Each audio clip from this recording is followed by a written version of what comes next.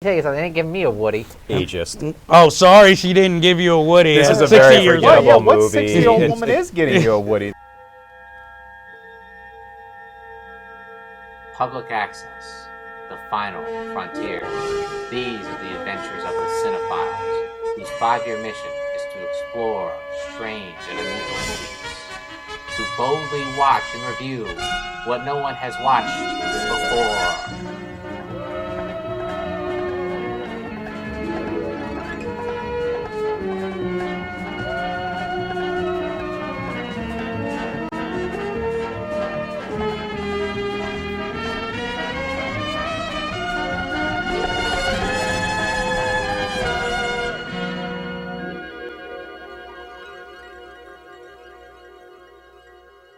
Hi, we're back yet again, and this time we're continuing our talk from last week, which was Star Trek, the Star Trek series. We discussed Star Trek 4, Star Trek 4, The Voyage Home, which we all liked, but we'll continue on today with Part 5. Before I do, let me introduce my co-host to my left, Mr. Eric Cohen. I like that new voice, by the way, you're using. Yes. So low and sexy. Gravelly. Yeah, and to his left. Matches the mustache. I guess it's going up against Ricardo Montalban's voice. Well, next we got up Mr. Michael Fox. Edwin's going for his 70s bad cop persona. Or this is a jazz show. Can we just give it up to Edwin's mustache? I mean, look at that mustache. Should I keep it or should I shave it? That mustache. keep it? My wife hates it, so there you go. That's That not was his God! wife. Okay, I'm not shaving. Unless I get some response from you guys. Anyway. The Rob Reiner look is good on you. Okay, it's going tomorrow. that's- Fuck you! I am not Rob Reiner. That fat bastard. Anyway, let's continue from last week, guys. I love that show. We liked Voyage Home, right? I thought it was a good movie. Now the next one is The Final Frontier. William Shatner actually got kind of jealous that Leonard Nimoy was able to direct too, so he came back and said, I want to direct the next one and co-write it, just like Leonard Nimoy did. And It explains a lot. let's just say that Leonard Nimoy was a very good director, and Shatner, ooh boy, this is definitely the worst entry in this series. It's amazing that this film wasn't called The Final Entry instead of The Final Frontier. And actually it almost was because of the low box office totals in this one. This one is absolutely a mess from beginning to end. To be fair, Shatner did have some problems with special effects houses. In fact, during the summer of '89, as you know, there was Ghostbusters 2, there was Indiana Jones. ILM was busy, so he had to get some third-rate special effects house. And, oh boy, it's obvious in some of the special effects in this movie. This movie stinks. Well, it took a while for this movie to get started because I think like the first 10, 15 minutes is Kirk, Spock, and McCoy just camping and talking to each other, and it was like, okay, Mountain climbing, the whole. exactly. And I felt since William Shatner co-wrote it and directed it, I also thought it was another chance for him to make himself look so manly. Like, look, I'm mountain climbing with no ropes. But then, the film finally gets started, and it suffers again from there not really being a memorable villain. Because this one is like Another energy being. Exactly, it's like Spock's half-brother hijacks the Enterprise. And it's just like, okay, that's not interesting. But then slowly, he starts turning the crew into his way of thinking. And then they're on this journey to find, like, what they believe is God. Right. And then when they get there, big shock, it's not. And then Kirk, of course, is the first one who notices this and wonders, what does God need with a Starship. A starship? That's my favorite quote of the whole film. What does God need with a starship? See, again, the that's actually speech inflections. Pretty good. That's the only reason I find Shatner interesting. The problem with this film, too, is that the humor. You're talking about how the humor, they wanted to amp up the humor because of the success of the previous entry. They make the cast look like complete idiots. There's a scene where James Doohan, is in every trailer. I know this ship like the back of me head. And he hits his head and falls over. And there's a scene where Uhura tries to, seduce the crew, and this woman is really looking like shit. She's like, doing a fan Okay, dance. she looks older. She didn't look like shit. I'm telling you, I'm not. I tell you something. They didn't give me a Woody. Ageist. Oh, sorry, she didn't give you a Woody. This is a 60 very years forgettable old. What movie. 60-year-old woman is getting you a Woody? That's No, my okay, question. why was she even stripped to lure these people But she out? wasn't stripping. She was doing a fan dance. She's doing a fan dance. But it's a very forgettable movie. It tries really hard to be thought-provoking. It's not thought-provoking. It's a shame. Even though the plot is somewhat similar to the first film. It is very similar. And the fourth film. It's similar to that, too. And a resolution sort of similar to the first, not in the sense that some creature, they meet, but it's like the mystery. There's no actual Well, person as the actor. they basically kill God with the phaser, all phasers. Right. It's a terrible all phasers movie. trading on him. So the next one. And one more we thing wanna still talk I have about to this. comment on this. The thing that really just irks me is there's actually a fart joke in a Star Trek movie. I mean, come on, it's Okay, terrible. that's But anyway, good. this one Yes. bombed big time, and actually, from what I understood, the actual series when I read was actually basically canceled. It was only because it was the 30th anniversary or the 25th anniversary of the original Star Trek that the next one came to be. So they decided to go back to the strongest person in the series for directing, and that was Nicholas Meyer. And they got together with Leonard Nimoy, and they collaborated on a script. And actually, it uses the original subtitle of what Nicholas Meyer wanted to use for Wrath of Khan, which is The Undiscovered Country. And do you know where that phrase comes from? Hamlet, if I'm not mistaken. Exactly, Hamlet. From the To Be or Not to Be nice. song. There you go. Whoa. The Undiscovered Country, which would be Afterlife. You get a little literature lesson. Even in though this. I'm not quite sure how that plays With into that, this that film, has but that would play more in with the Final Frontier than it Right. would Undiscovered Country because but in the movie isn't the Undiscovered Country diplomacy? That's what they. I think it was. Isn't Or that how they alluded to? Yeah, it? because here's what happened. There's a mining accident on the planet. What is it? Klingon, and the Klingons have to join the Federation to help them find a new world. And of course, there's some kind of conspiracy mission against the Klingons because they don't want peace. It's very, very symbolic of the U.S. relations at the time. Actually, when the movie came out, it was the actual time that the coup happened in Russia where the wall fell. right. the wall would be in not East the wall, but I'm Germany, saying the actual Kremlin. Basically, Russia was no more. Glasnost. USSR was no longer. It came out the same month, which was like ironic timing. And this was the final entry, and the cast really looks old in this one. Can I like to say that this is like the Octopussy of the Star Trek. Octopussy. What I mean is like Octopussy in itself is a fairly entertaining Bond film. Right. However, in it they've got a way too old actor playing Bond. Oh, I can agree. And Undiscovered Country, actually, it really lightens up after a travesty it was before it, and it's got some really fun, pulpy ideas going on in it. Even has this interesting thing where it deals with like the dark side of Kirk and that he is a racist when it comes to certain things, and it's an interesting challenge they give that character. He hates the Klingons because they killed his son. They like are Mike. too old. They're too old. The whole thing where he Klingons leaps also to save killed the my son. Klingon ambassador from assassination. I'm sitting here wincing in pain. I'm like, oh my God, Bill, you're gonna like put out a hip or something. Don't do that. It's a Well, funny the ending kind of plays like conspiracy thriller at the end. But the thing I guess I enjoyed at least about this film was I just like Christopher Plummer playing like the main badass villain with an eye patch. That's where Undiscovered Country comes in because he loves quoting Shakespeare.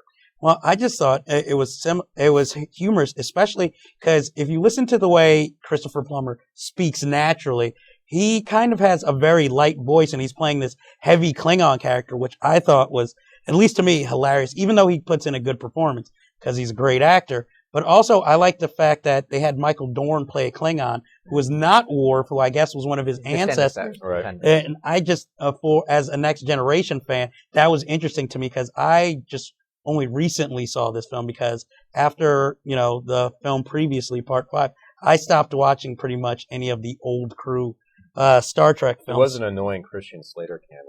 Yes, which to me was really unexplained why he was even in Just there. because he was a fan. He was a That's the fan. only reason. He wanted to be in the last His voyage. I think his mother was a casting, and she got him in Because there. that was just like out of nowhere. I think the movie is not bad. It's trying to be like Star it's Trek kinda meets the boring. Parallax View or something. It's very conspiracy Exactly, oriented. the ending. There's a nifty especially. space. There's a nifty murder scene in space with the blood. Zero gravity. Also, look for Kim Yeah, that Cattrall is as an kinda early, cool. and then Who was in a Klingon. previous film. She was supposed to be reprised originally the supposed to be the Savick character who was in the other contract, but they didn't want to make her a villain, so they cast a new Klingon. Not Klingon, I'm sorry, a Vulcan instead. And that was a nice little twist, and it was a nice little dynamic between Spock and her. How they're, I think it's a strong entry in the series. It's just the cast is too old. It is. They are too old. I mean, especially the scenes where they're on the prison planet, where you see Kirk. I think I might. in the middle I of the think I fight. might agree with that. It's not to me one of my favorite ones. I still think the villains are a little bit weak, but Well, I will say this: compared to the next entry, they look like teenagers, and that is the film. This is actually, as I said, this is the film that basically hands off. The old crew gives the next generation Hands the the torch over, and that film is Generations, which was actually in development a long time. They could not get back the entire crew for obvious reasons. They said McCoy, Well, James DeForest Doohan Kelly. was sick. DeForest Kelly DeForest Kelly was they sick. couldn't get insurance for him. Also, Leonard Nimoy didn't want to do it, and so they only got they did get James Doohan. Kirk. They got James Doohan, and they got Chekhov, and I think they did get Sulu as well. Please, It no, should they did be, not get It Sulu. should be explained though that this was a direct. This ties into the TV series, and that there was an episode where James Doohan, whatever accident happened, they did find James Doohan in during the TV series Next Generation, and they dealt with that prior to that film. And also there was this famous 2-part episode Encounter at Park where Spock. It was called Spock, and Spock, Leonard Nimoy played himself, and it was actually very good 2-parter. And also, DeForest Kelly actually makes a cameo in one of the episodes. It's 170-year-old doctor. Actually, the pilot episode. That was it. Encounter at Farpoint. So they got Shatner to come back, and this one is a really terrible entry. It's not a very good way to start off the series. I will give it credit though. Good villain. I Well, thought Malcolm Malcolm McDowell McDowell was a very good villain Malcolm McDowell. You couldn't ask because for he a was better somewhat bad guy. sympathetic. But it was such a weak excuse to bring Shatner back.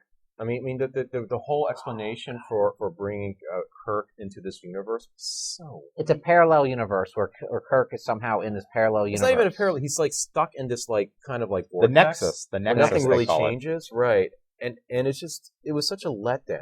And he looks And terrible. it was a crappy swan song for him too. Exactly, and the action sequences, especially towards the end, towards the finale, it's just ridiculous because you have 3 older gentlemen, running around fighting each other, and it's just not very exciting. It's just like as Edwin was saying with the last film, you're wondering which one's going to break a hip first or fall down because their knee fell out. So, well, what's funny is Kirk still kicks some ass at the end. As bad as he because looks, he's Kirk. he does the You mean a flying stunt kick. double?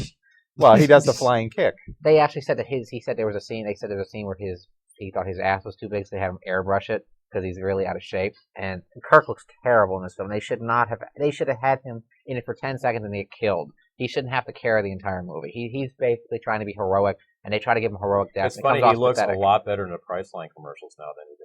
I got to agree with you on that. He had some good maybe classic better characters living on there. these days. Okay, what's the next one? Well, the next one is, I think, one of the best entries actually in the entire Star Trek canon. I will agree with you I there. was very surprised because I didn't have high expectations for it, but the next film is First Contact, which actually takes the most memorable villain from the Next Generation series, which is the Borg, which is not a Swedish person, but a hybrid alien robot creature from outer space, whose infamous tagline is "Resistance is futile."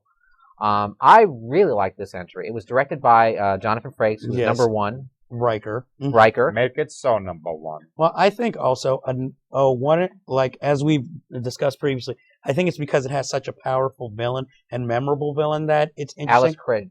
Exactly. Alice Krige as the Borg Krige. Queen. She's But incredible. But also you have supporting players who are not part of the crew who are also good in the film too. You have Alfred Woodard in the film. Neil McDonough, I think, too, right? I was thinking James Cromwell. James Cromwell John is the Cromwell, guy very that good. starts the hyperdrive, And I he- think, or Exactly, right. and he's learning about his future, which he's not even prepared for at that point. But because at that point he's an alcoholic and kind of a slacker, but learning that he's going to go on to do great things. And I liked how they dealt with that drama, not too much, but at least you got a little taste of it. And again, since I'm a fan of that series, The Next Generation, bringing back another memorable villain from the series for him to face, and one that almost destroyed him in the first place. So he really has a hate for these characters and them trying to actually assimilate one of their own crew. I like how dark it is, too, and I love how you see the scenes with Picard having the flashbacks of when he was imprisoned by the Borg. It's very creepy, very well directed. Exactly, and it actually gives each of the cast a scene to shine on their own instead of just having them strictly play in the background. Even a character from Deep Space Nine makes a cameo. The hologram. They take lots of elements from the other series. The time travel, where they go back in time to the 23rd century, which is the Kirk years, but he's not in it, thank God. Holodeck. And they also take the character who was in the original Star Trek episodes. I forgot what it was. He's in Metamorphosis. He is the James Cromwell character who invented the warp drive, which actually made the Federation basically discover. I wish I could remember what his name is. I can't remember it either. I don't know. Great character. Oh yeah, it's like an iconic. It's part of the whole. But it's a great Star episode. Trek. lore. It is really creepy. I love every moment of this one. This is actually, I think, one of the best entries in the entire. I was very surprised. It's the only good one in the new Yeah, but see, the problem is, but when we go to the next film, it's directed by the same person and he who had failed such miserably. great strides with this one. But then the next film comes along, and it's But like is it? all that But is it reversed. is his fault or the writers for coming It's- up with a real shitty story? It's both. But It's both. it's not It's a really combination even of that both. visually arresting either. It's very boring to look at. In fact, let's get into the next one. First Contact. I mean, how would you think of it, Mike? I really liked it. I thought it's definitely one of the best. I love the visual look. I liked it a lot. Good performance, and the thing too is we have to give credit. Patrick Stewart is an incredible actor. He really and it was is very great. well received by critics. Too. Yes, it was, and it's one of I'm the. going to find out what the name of the character was. In Star Trek: The Next Generation and in other work, Patrick right, Stewart's yeah. always usually Well, actually, the next good. after this Make one, it so, number one. go number one. Go take a number two. You don't. You go ahead. We gotta go on. Okay, Yeah, anyway. let's go on to the All right. next Well, after stuff. the First Contact, I had high hopes for the next film in the series, which was entitled Insurrection. But I saw the previews. I wasn't too enthusiastic. But I said, you know what? I love First Contact. It's Jonathan Frakes again, who did a great job. I'm going to see it. And let me tell you, Boring. boring as shit. It is almost as boring as The Final Frontier. Well, it's pretty much just them discovering a planet that's supposed to be the Fountain of Youth or Garden of Eden. And you had some really ugly villains, including F. Murray Abraham, who really God. actually didn't need. Yeah, it looked like they just put some latex on him and did it with like with he was with a plastic hairdryer. surgeon on the Gentlemen, ship. Zephram Cochrane. Cochrane, Separate that's it. Cochrane, There That's we go. right. But no, I really didn't like anything about it. In fact, I have really nothing to say about it, except it was completely boring. It's competently made, but it's just boring. Well, isn't Nothing that the one happens. where they destroyed that Enterprise? Or no, or was that Nemesis? I believe I forgot. They See, that's how bad the film started. I really didn't like it. I have nothing to say. What about you, Eric? Do you have anything to say about it? I haven't seen it. You haven't? Well, you're not. Well, really- yeah, exactly. I watched it only for the show, and I was just bored to tears watching the whole I just film. think it's funny that the big twist in it is that the villains are actually from the planet of Paradise or Fountain of Youth or whatever. And it's like, those are our children out there. And it's like, all right, whatever. Go on. It's a piece of shit. I gotta say. Well, after this one, The next one's not that much better. Exactly. I will- They didn't redeem I didn't themselves. realize there was another one. I will after that. disagree with Nemesis. that. I will disagree. Oh, Nemesis. I remember will- the name. It took another 4 years because of the failure of the returns on Insurrection, and the next film would be Star Trek Nemesis, which actually I believe was directed by a very, very talented editor by the name of Stuart Baird, who actually did, I think, one of the best films of the 90s in terms of action, which is Executive Decision, which is a terrific, wonderful suspense It's all right. film. I It's love okay. every moment of That's it. pretty good. It's I damn think good. Executive Action is better than Executive Decision, but that's just me. Executive Decision all the way. But this one had a very problematic run. Dude, we don't have to spend that much time on I'm not this. going to. It was actually when they premiered it. It was actually 40 minutes longer. They cut it. Well, It has to do with The Romulans. it's so far the last entry with the original, the Next Generation. In fact, the final one as far as I'm concerned. yeah, the opening scene is great, but after that, the movie completely falters, and it breaks that code where the even-numbered films are supposed to be the better ones.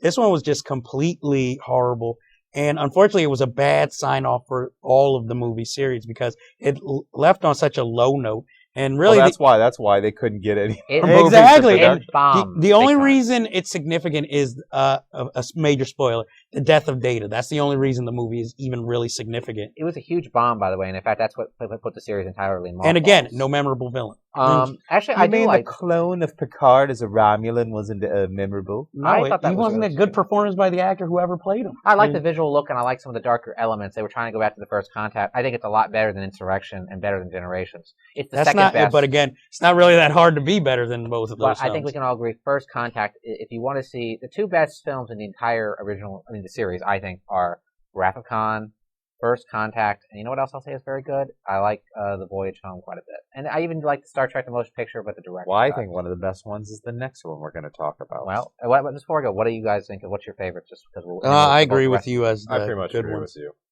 What do you guys think is the worst? Honestly, The one Shatner directed.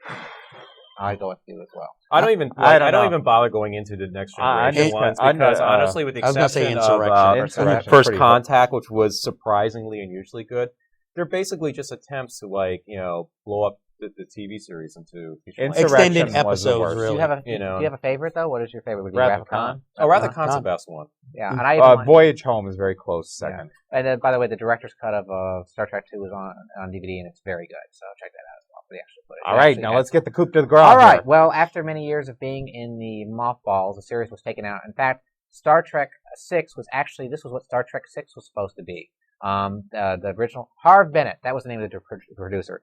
They wanted to do another Star Trek film, but they didn't want the original cast, so he actually came up with the concept of them going back to them in the Starfleet years. Yeah, it was supposed to be called Starfleet Academy. Yeah, and it was in development, and then they put it aside. It was even going to be a TV series as well. They came back for the Undiscovered Country, but they finally made the film, but it took a long time, and many directors were mentioned. Thankfully, I'm not a big fan of his, but actually he did a very good job with it. As JJ Abrams, who actually went back and basically he scrapped everything and retooled the entire series and basically took it in a fresh direction. And in fact, it ignores some of the continuity of the original series. You know, with Captain Pike, you know, his way he became this way is, you know, sort of, but not really.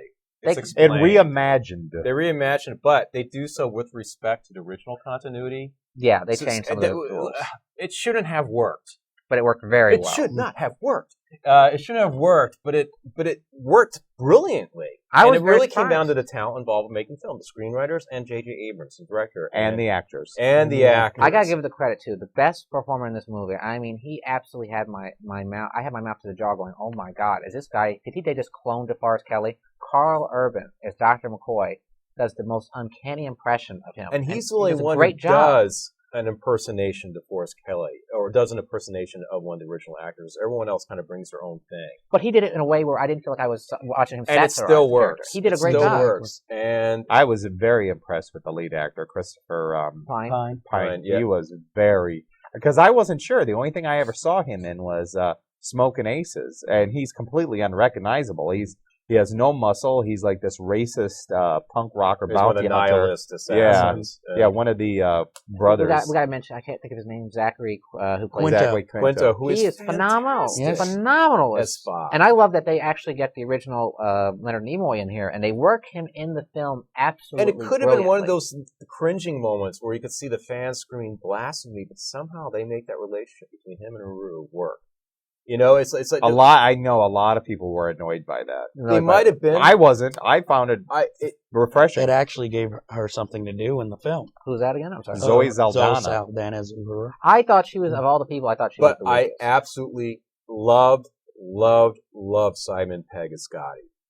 Because he didn't even bother doing an impersonation. He just did his own thing. And they give him most of the comedic scenes, too. Right. Also. It was, oh, man. And it was a really great way to introduce that character. And it brought back the wonder and the spectacle of Star Trek. It brought that feeling of pulp adventure that kind of got lost in the movies in a weird kind of way. It captured the spirit of the TV show in a way the movies didn't in a weird kind of way. Well, the budget helped quite a bit. The budget did help quite a bit, but it is a spectacular. I mean, anyone can use special effects with CGI these days, and they knew how to use the CGI to work for the film rather. And a great villain that was sympathetic in Eric Bana as. I would say the weakest part of the film was the villain. I have to agree. I liked him. It should have been stronger. We should have had more.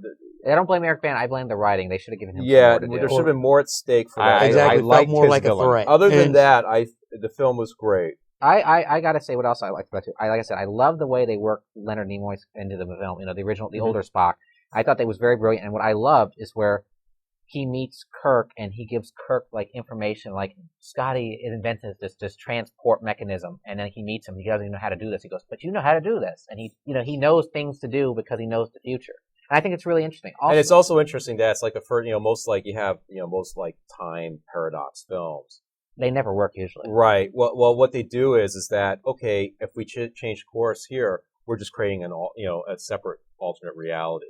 Mm-hmm. So we are now existing in this, and there's a total awareness of that. That's how come there's that's how they explain. Well, well, what I have to say is it's really petty compared to what you guys are saying about the film. But one of the things I really also liked about the film was the art direction. I like that the bridge looked a lot brighter because there's a lot of shine into the camera in a lot of scenes. But I also like some of the camera angles are a little unorthodox, but work for the way the movie is filmed. And I like the fact that, unlike the old Star Trek, like if the ship gets hit, everybody doesn't just fall to the side. Things get disrupted more. And I thought that was one of the things that, at least to me, a lot of reviews left out. And I liked the more redesigned of the bridge because But they were also very respectful to the original designs. It was clever how they incorporated the original with something new. I thought it was Exactly, very. you know? I thought it was very respectful to the original series, but yet we're saying we're going to respect you, but we're going to take it in a little different direction. I even like the costumes. Yeah. I like the costumes are a good I like the example of what I was uniforms a talking about. lot. I actually got to say, I'm really looking forward to the sequel on this one. I hope they really do rush it in there, and I hope they take the time to write a good script because that's the problem with a lot No, of the you Star want Trek them to rush films. it in there.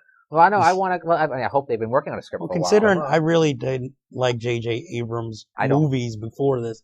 This is like to me one of his best work or his first good work. I got to say this. It's like Kevin Smith actually making a good movie. You know, I was. You shocked. just not have to that. go there. Oh, come Hey, on. you just had to go there. I had to. Hey, I had to do that. Well, that's wait a just second. petty. Movies. He only made one other movie, didn't he? Unless Mission I'm wrong. Impossible Mission 3. Impossible 3. Mission Impossible 3, which isn't a bad film.